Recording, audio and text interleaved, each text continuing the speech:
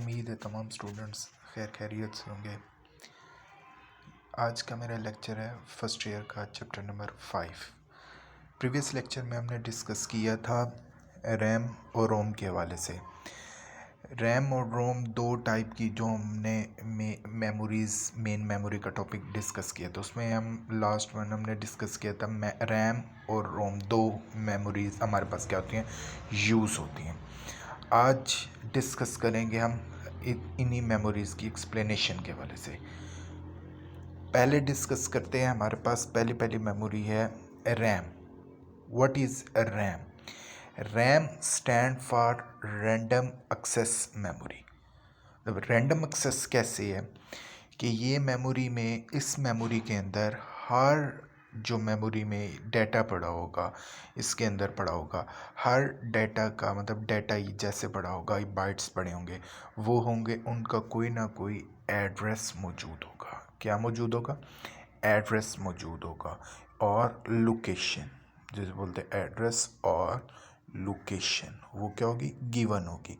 तो हम किसी भी जगह डाटा जो पड़ा होगा तो इजीली हम एक्सेस कर सकते हैं। इसके लिए हमें सीक्वेंशियल नहीं जाना पड़ता, मीन्स के सीक्वेंस से हमें नहीं सर्च करना पड़ता, डाटा रैंडम जाकर एक्सेस कर सकते हैं। इसी वजह से इसे बोला जाता है डायरेक्ट एक्सेस मेमोरी। क्या बोला जाता है students? Direct access memory. Then direct access memory और रैंडम एक्सेस में ये देख लें, entire memory can be access directly, मतलब पूरी मेमोरी के अंदर हम एक्सेस हमारी कैसे जा सकती है? डायरेक्टली। तो इसमें जो डाटा हमारे पास होता है, डाटा या सेट ऑफ इंस्ट्रक्शन होती है, वो क्या होती हैं? टेम्परेरी। टेम्परेरी मीन्स के क्या, उस वक्त तक कायम रहती हैं जब तक हमारे पास क्या है, इलेक्ट्रिक करंट मौजूद रहेगा या चार्ज मौजूद रहेगा। जैसी इलेक्ट्रिक सप्लाई हम डिनाई करेंगे, देन हमारे पास वो क्या होगी? रैम का जो डाटा उसमें स्टोर या इंस्ट्रक्शन मौजूद होंगी, वो क्या होंगी? हमारे पास लॉस्ट हो जाएंगी। ओके स्टूडेंट्स, इसी लिहाज से इसको कहा गया है वोलेटाइल मेमोरी। क्या बोला गया? Volatile memory. इसका मतलब कैसे है? It means its contents are lost. इसका कंटेंट क्या हो जाएगा? लॉस्ट हो जाएगा जब पावर को हम क्या करेंगे? Turn off. ये रैम दोनों रीड एंड राइट दोनों मेमोरी के तौर पर यूज़ होती है। रीड भी करने के लिए यूज़ होती है और राइट करने के लिए भी यूज़ होता है। किस तरह से इसका देखते हैं हम। CPU can read data from RAM, मतलब CPU क्या कर सकता है?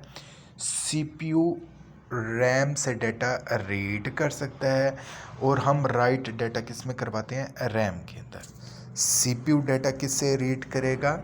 CPU can read data from RAM and write data on to RAM. Okay students, then उसके बाद इसमें क्या किया जाता है? स्टोर किया जाता है डाटा और बोथ इंस्ट्रक्शन। डाटा और इंस्ट्रक्शन इसमें क्या की जाती हैं? स्टोर की जाती हैं। स्टोर किए कर यहाँ पर इंस्ट्रक्शन को क्या किया जाता है? स्टोर किया जाता है। तो रैम इस लिहाज से इसका दूसरा नाम है मेन मेमोरी और प्राइमरी स्टोरेज। मेन मेमोरी और प्राइमरी स्टोरेज। क्लियर? अब आगे हमारे पास है रैम, जो कि बनी होती है वो डिफरेंट टेक्निक से मिलकर बनती है। कौन सी टेक्निक से, वो डिस्कस करते हैं। फर्स्ट वन है हमारे पास D RAM. First one is also called D RAM. D RAM stand for dynamic random access memory. Dynamic means change occur होना, डायनेमिक मीन चेंज अकर होना। अब इनको डिस्कस करते हैं। It is a type of memory, ये type है memory की, जो कि किस लिए कहाँ यूज़ होती है? Most of computers, majority of computer में ये कौन सी होती है? डी रैम यूज़ होती है। और ये क्या? लीस्ट एक्सपेंसिव का मतलब है कम, सस्ती है, महंगी नहीं है, सस्ती है इसका मतलब। तो डी रैम, इसको हमेशा रिफ़्रेश करने के लिए हमारे पास इलेक्ट्रिक करंट की रिक्वायर होती है। इसको हमेशा इलेक्ट्रिक करंट दिया जाता है, जिसकी वजह से ये हमारे पास क्या रहती है? मेंटेन रहती है। वो किस तरह से है, ये जैसे मेंशन किया गया, DRAM require an electric current to maintain its electrical state. Okay students, means क्या, DRAM रिक्वायर होती है उसको इलेक्ट्रिक करंट की, जो इलेक्ट्रिकल स्टेट अपनी बरकरार रखने के लिए। तो इलेक्ट्रिकल चार्ज, DRAM का इलेक्ट्रिक चार्ज, क्योंकि बार बार इसे इलेक्ट्रिक चार्ज मुहैया की जाता है, तो DRAM डिक्रीज़ करता रहता है electric charge time by time के टाइम वो क्या करता रहता है, डिक्रीज़ करता रहता है। और ऐसा टाइम आ जाता है कि हमारे पास जब उसका चार्ज एंड हो जाता है तो वो क्या, लॉस ऑफ डाटा हो जाता है, डाटा के क्या हो जाता है, लॉस हो जाता है। अब DRAM रिचार्ज और रिफ्रेश इसको बार बार किया जाता है, क्योंकि डाटा को क्या हमने रखना होता है, मेंटेन रखना होता है। तो मेंटेन रखने के लिए इसको बार बार क्या किया जाता है, रिफ्रेश किया जाता है। और प्रोसेसर जोन सा है वो डायरेक्टली एक्सेस इसमें नहीं कर सकता, जो डाटा किस में मौजूद होता है, DRAM में। जब ये क्या हो रही हो, रिफ़्रेश हो रही हो, उस वक्त प्रोसेसर इस डाटा को जो DRAM में मौजूद होता है उस वक्त एक्सेस नहीं कर सकता, जिसकी वजह से ये हमारे पास क्या है, स्लो है।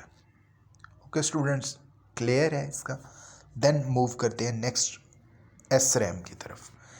SRAM हमारे पास, इसका नाम है SRAM, stand for static random access memory. Static means change occur नहीं होना।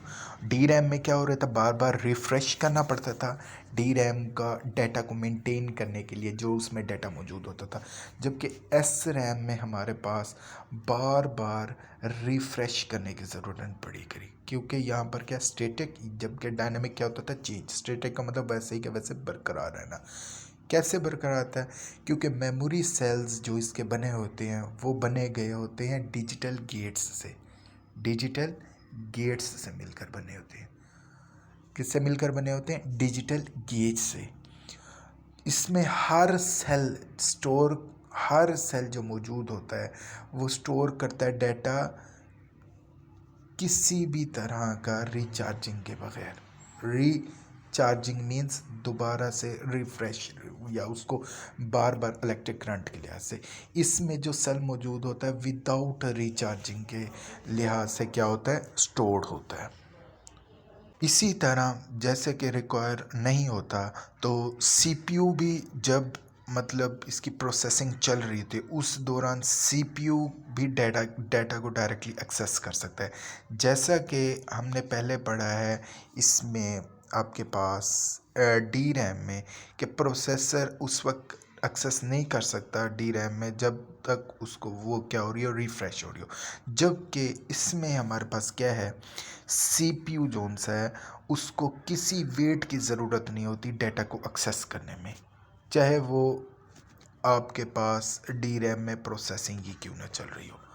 ओके स्टूडेंट, DRAM में क्या होता था, एक्सेस करने में थोड़ा सा वेट रिक्वायर होता था, जबकि इसमें कोई वेट की ज़रूरत नहीं होती, क्योंकि डाटा क्या हो जाता है, रिफ़्रेश, जैसे ही वो रिफ़्रेश होना होता है उसी दौरान भी ये अपनी वो क्या कर सकता है, एक्सेस कर सकता है CPU, जिसकी वजह से वो क्या थी, स्लोअर थी, क्योंकि उसमें क्या था, वेट रिक्वायर था। जबकि ये क्या, उससे फास्टर है, किससे, DRAM से।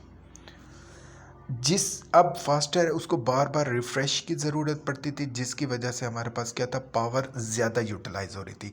जबकि ये हमारे पास लेस पावर यूटिलाइज करता है। कैसे, लेस पावर यूटिलाइज करता है। ओके स्टूडेंट, और अब ये देख ले जो इसमें फ़ीचर्स हैं वो ये है कि ये इसे बार बार ना पावर की ज़रूरत पड़ती है, और इसमें फ्रीक्वेंट वो उसमें रिफ़्रेश करने की भी ज़रूरत नहीं होती, जिसकी वजह से ये हमारे पास SRAM क्या है, एक्सपेंसिव है। जबकि हमारे पास DRAM जो दी गई थी वो हमारे पास क्या था, लीस्ट एक्सपेंसिव थी। मतलब क्या होता है, वो सस्ती थी, जबकि ये क्या है हमारे पास, एक्सपेंसिव है। SRAM is also more expensive than DRAM, it is also least expensive. Okay students, then उसके बाद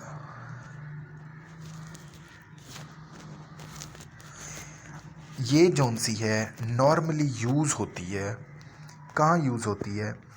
वेरी फास्ट मेमोरी को बिल्ड करने में। जो कौन सी वेरी फास्ट मेमोरी है? जैसे कि कैशे मेमोरी, ऐसी मेमोरी जहाँ पर फास्टनेस नीड हो, वहाँ पर इजीली सीपीयू क्या कर सके, एक्सेस कर सके, उसे किसी किस्म का डिले की ज़रूरत ना हो, तो उसके बनाने में किस चीज़ का यूज़ किया जाता है? एस रैम का यूज़ होता है। ओके स्टूडेंट्स, अब मैं इनकी एग्जांपल आपको बताता हूँ, डी रैम और एस रैम की।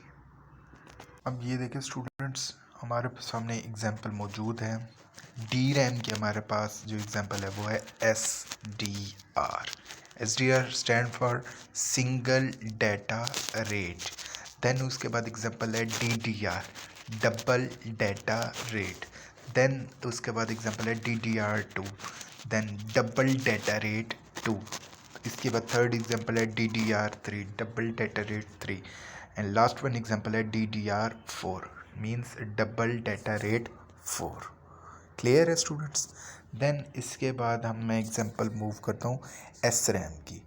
एस रैम की एग्जांपल जो मेरे पास मौजूद है, एस रैम की एग्जांपल है L3 L2 कैशे यूनिट्स। ये मेरे पास कहाँ पर यूज़ होते हैं? एस रैम के अंदर, स्टैटिक रैम के अंदर। ओके स्टूडेंट्स, क्लियर है? ये देखिए स्टूडेंट्स, कुछ ये एग्जांपल भी हैं आपके पास एस रैम की। एक है देखिए कैशे मेमोरी, जो कि बनाने में ये हमारे पास क्या एस रैम का यूज़ हो रहा था। उनमें L1 L2 L3 कैशे इन सीपीयूज़ और कैशे इन जीपीयूज़। तो ये हमारे पास कुछ क्या है एस रैम्स के हमारे पास क्या मौजूद हैं, एग्जांपल मौजूद है। क्लियर है स्टूडेंट्स? इंशाल्लाह रोम के बारे में हम डिस्कस करेंगे कल के लेक्चर में।